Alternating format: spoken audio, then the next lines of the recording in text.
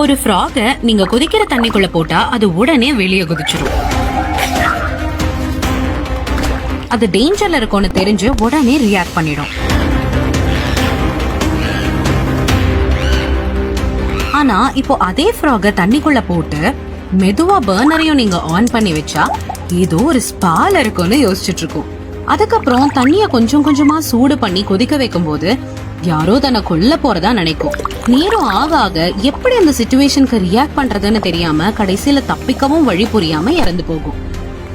இதுல பிரச்சனை என்னன்னா அதுக்கு தப்பிக்க முடியாம இறக்கல, ஆனா அந்த சிச்சுவேஷன்ல என்ன டெசிஷன் எடுக்கிறதுன்னு தெரியாம இறந்து போகுது. இத நாமளும் ஒரு பாடமா எடுத்துக்கணும். பிகாஸ் சில நேரத்துல பிரச்சனைகள் திடீர்னு மொத்தமா எல்லாமே ஒண்ணு சேர்ந்து வரதில்ல, அது கொஞ்சம் கொஞ்சமா நம்ம கிட்ட வருது. பார்க்கும்போது அது மெதுவா நம்ம கிட்ட வர மாதிரி தான் இருக்கும், ஆனா ஒரு நாள் நிச்சயமா நம்ம கிட்ட வரும். மேபி மோசமான ரிலேஷன்ஷிப் மூலமா, டாக்ஸிக் ஜாப் மூலமா, மோசமான வாழ்க்கை சூழல் காரணமா, வர்ஸ்ட் ஈட்டிங் ஹேபிட்ஸ் மூலமான பல காரணங்களால பிரச்சனைகள் வரும். எப்பவுமே நம்ம இப்ப எந்த நிலையில இருக்கோம், நம்ம என்ன பண்ணிட்டு இருக்கோங்கிற செல்ஃப் ரியலைசேஷன் இருக்கணும். இல்ல அந்த ஃப்ராக் மாதிரி சிச்சுவேஷன் வந்ததுக்கு அப்புறம் ரியாக்ட் பண்ண முடியாம போயிடும். அதனால உங்களை நீங்களே கேளுங்க, இப்போ எந்த மாதிரி பாட்ல இருக்கீங்கன்னு. இல்ல நான் இருக்கிறது சரியான இடம் இல்லன்னு ரியலைஸ் பண்ணா யோசிக்காதீங்க.